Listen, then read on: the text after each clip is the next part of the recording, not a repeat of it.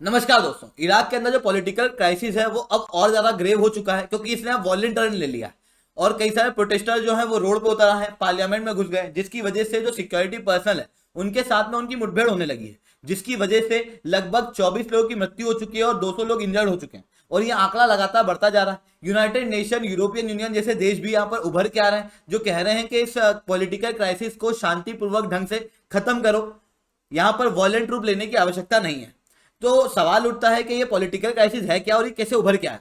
उसको समझने से पहले समझते हैं कि यार इराक की ज्योग्राफी क्या है, क्योंकि इसके ऊपर सवाल आ सकता है। अब इराक जो है इसकी राजधानी आपको बगदाद देखने को मिलेगी, एक तरफ ईरान है। ईरान जो है ये शिया इस्लाम को बिलोंग करता है। ऊपर की तरफ आपको टर्की दिखेगा और सीरिया दिखेगा। टर्की और सीरिया की बॉर्डर के पास में इस जगह पर कर्डिश लोग रहते हैं जो इराक में भी रहते हैं, टर्की में भी है और सीरिया में भी है। वहीं इस तरफ आपको जॉर्डन से बॉर्डर शेयर होती हुई दिखाई देगी और नीचे सऊदी अरेबिया। सऊदी अरेबिया सुन्नी इस्लाम को बिलोंग करता है। वहीं इधर की तरफ कुवैत है और यहां पर देखोगे तो बहुत छोटी सी जगह से गल्फ ऑफ पर्शिया से भी बॉर्डर शेयर करता है इराक। अब ये जो इराक है, इस इराक के अंदर कर्दिश लोग यहां पर रहते हैं, मैंने बताया। शिया इस्लाम का भी इन्फ्लुएंस है, सुन्नी इस्लाम का भी इन्फ्लुएंस है, साथ में आतंकवादी संगठन भी यहां पर देखने को मिलते हैं, जिसकी वजह से एक भाग जो है वो पूरा आतंकवादी संगठन ISIL द्वारा कंट्रोल किया जाता है। ये इस्लामिक स्टेट की एक ब्रांच है। वहीं एक बड़ा भाग यहां पर कर्दिश लोगों के द्वारा कंट्रोल किया जाता है। उसके अलावा ये जो रेड पार्ट है वो इराकी गवर्नमेंट का है और जितना भी पॉलिटिकल क्राइसिस है इराकी गवर्नमेंट वाले हिस्से के अंदर यानी कि लाल हिस्से के अंदर देखने को मिल रहा है। अब ये क्राइसिस क्या है उसको समझेंगे, बट उसके पहले आप लोग मेरे साथ में SRC10 टेलीग्राम ग्रुप के ऊपर जुड़ सकते हो। क्लास की अपडेट PDF आपको हमें मिल जाती है। इसके अलावा रोज सुबह 9 बजे हिंदू एनालिसिस की क्लास में पाथफाइंडर चैनल के ऊपर ली जाती है, आप वहां पर ही मेरे साथ में जुड़ सकते हो। देखो होता क्या है, अक्टूबर 2021 के अंदर इराक के अंदर इलेक्शन होते हैं और इराक को मौका मिलता है कि शायद इस बार एक स्टेबल गवर्नमेंट बन पाए। पर एक स्टेबल गवर्नमेंट बनाने के लिए, क्योंकि टोटल नंबर ऑफ सीट इस इलेक्शन के अंदर 329 थी, तो बहुमत पाने के लिए लगभग 165 सीट की आवश्यकता थी। पर सदृश पार्टी यहां पर सबसे ज्यादा सीट लेके तो आती है, बहुमत लेके तो आती है, पर वो पूर्ण बहुमत नहीं होती क्योंकि इनके पास में 73 सीट होती है। अभी भी इनको काफी ज्यादा सीटों की आवश्यकता है। इसके अलावा कर्दिस्तान डेमोक्रेटिक पार्टी लगभग 31 सीट लेके आती है, प्रोग्रेस पार्टी 37 सीट लेके आती है, state of law collision 33 seat लेके आती है। ऐसी कंडीशन में जब इस तरीके की राजनीति है तो सीधी सी बात है, सरकार बनाने के लिए अब गठबंधन बनने की शुरुआत होगी। जब सदृश मूवमेंट की बात करते हैं तो सदृश मूवमेंट के जो लीडर है वो है मुक्ताद अल सद्र, और मुक्ताद अल सद्र ये अपना एक कोलिशन बनाते हैं। इस कोलिशन के अंदर लगभग 166 सीट हो जाती है इनके पास में, क्योंकि ये सुन्नी कोलिजन सोवेरेनिटी से कोलाइड करते हैं, जिसके पास में लगभग 62 सीट है।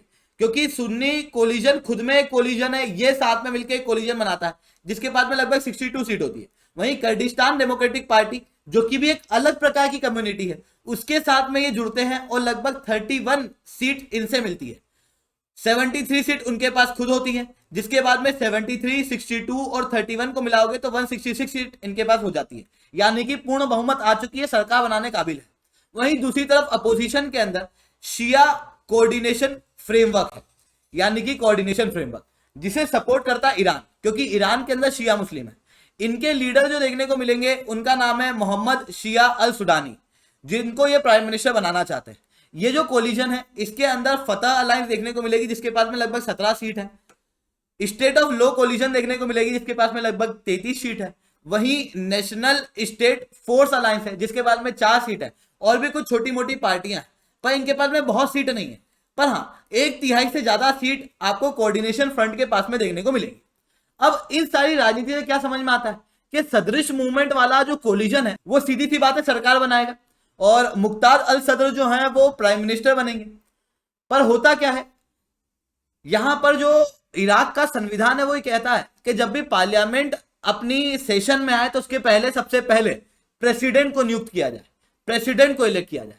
प्रेसिडेंट जब इलेक्ट होगा तो वो फिर प्रधानमंत्री को नियुक्त करेगा।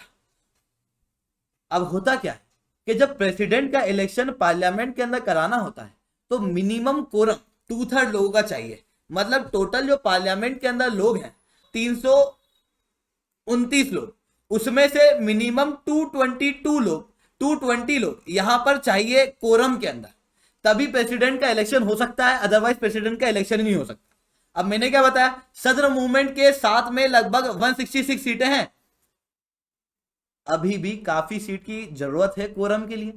अब क्या होता है, जब भी प्रेसिडेंट का इलेक्शन होता है तो कोऑर्डिनेशन फ्रेमवर्क जो कि अपोजिशन के साथ में है, जो कि सुडानी को प्रधानमंत्री बनाना चाहते हैं, वो लोग इस सेशन को ही बॉयकॉट कर देते हैं, जिसके कारण से प्रेसिडेंट का चयन हो ही नहीं पाता। जब प्रेसिडेंट का चयन हो ही नहीं पाता है तो सरकार बन ही नहीं पाती है और प्राइम मिनिस्टर हो ही नहीं पाता। ये काफी समय से चल रहा था, जिसके बाद मुक्ताद अल सदर ने अपने सदरिस्ट मूवमेंट से कहा कि जितने भी 73 लेजिस्लेटर है वो रिजाइन कर दो और अब हम लोग प्रोटेस्ट करेंगे और पूरी पार्लियामेंट को डिसॉल्व करके एक नया इलेक्शन कराएंगे। इराक के अंदर ऐसा नहीं है कि अगर आपने रेजिग्नेशन दिया है तो उसके बाद में जिस एरिया में रेजिग्नेशन दिया तो वापस से नए इलेक्शन होंगे।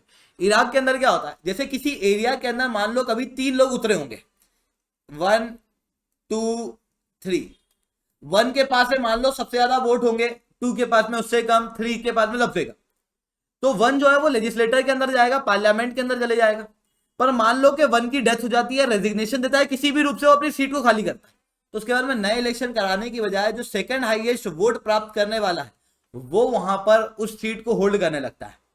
तो यहां पर जब 73 लोगों ने सदरिस्ट मूवमेंट से विरोध करके अपनी सीट को खाली किया तो वहां पर कोऑर्डिनेशन फ्रेमवर्क के लोग जो है वो इलेक्ट होके आ गए, जिसके बाद में अब बहुमत कोऑर्डिनेशन फ्रेमवर्क की है और सुडानी जो है वो प्रधानमंत्री बन सकते हैं।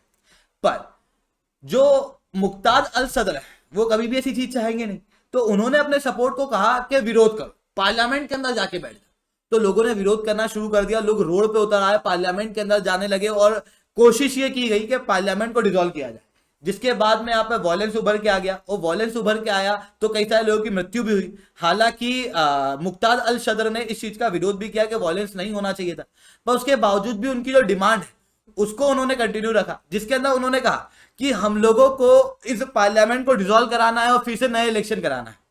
तो अब यहाँ पर क्या सॉल्यूशन हो सकता है, यहाँ पर 2 सॉल्यूशन हो सकते हैं। पहला सॉल्यूशन ये कि पार्लियामेंट डिसॉल्व हो और मुक्ताद अल सदर काफी कॉन्फिडेंस में, उनको पता है कि ये इलेक्शन में जीता हूं और आने वाले इलेक्शन के अंदर मेरे को और बड़ी बहुमत जो है वो प्राप्त हो सकती है, जिसके बाद में इनका मानना है कि अगर पार्लियामेंट डिसॉल्व हो जाती है और फिर से इलेक्शन होते हैं तो इनको लगता है कि मैं जरूर से लीडर बन सकता हूं। वहीं दूसरी तरफ इनकी तरफ एक और फायदा भी है कि शिया इस्लाम के अलावा जो भी कम्युनिटी इराक के अंदर है, चाहे वो सुन्नी हो चाहे वो कर्ड, उन दोनों से इन्होंने कोलिशन जो है वो किया हुआ है, जिसके कारण से इनके जीतने के चांसेस अगर वापस से इलेक्शन होते हैं तो ज्यादा है। वहीं दूसरा सॉल्यूशन ये हो सकता है कि अभी जो कोऑर्डिनेशन फ्रेमवर्क है, जब सदरिश मूवमेंट ने अपने लेजिस्लेटर को रिजाइन कराया तो उसके बाद में इनके पास में बहुमत आ चुकी है, तो फिर अब ऐसा हो सकता है कि मोहम्मद अल सुडानी जो है वो प्रधानमंत्री बन जाए इराक के।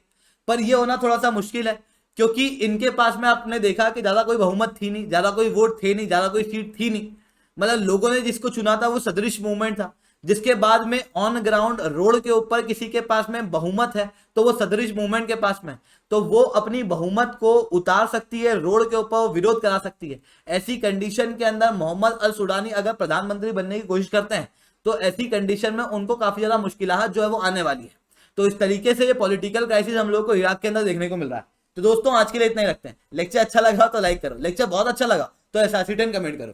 अनअकैडमी के ऊपर अगर आपको सब्सक्रिप्शन लेना है तो आप लोग कोड यूज कर सकते हो SRC10, जिसके बाद में आप लोगों को मेरे द्वारा पर्सनली 1-on-1 मेंटरशिप दी जाएगी। इतना ही नहीं दोस्तों, अभी अनअकैडमी के ऊपर अच्छे डिस्काउंट चल रहे हैं, जहां पर अनअकैडमी के ऊपर 10 नहीं बल्कि 20% तक का डिस्काउंट आप लोगों को मिलने वाला है। तो जाओ सब्सक्राइब करो, SRC10 कोड का प्रयोग करो, जिसके बाद में आपको इंडिया के टॉप एजुकेटर से पढ़ने का मौका मिलेगा, आपको टेस्ट सीरीज मिलेगी, आपको किताबें मिलेगी, आपको कंप्लीट प्रिपरेशन के लिए कंप्लीट गाइडेंस मेरे द्वारा मिलेगी।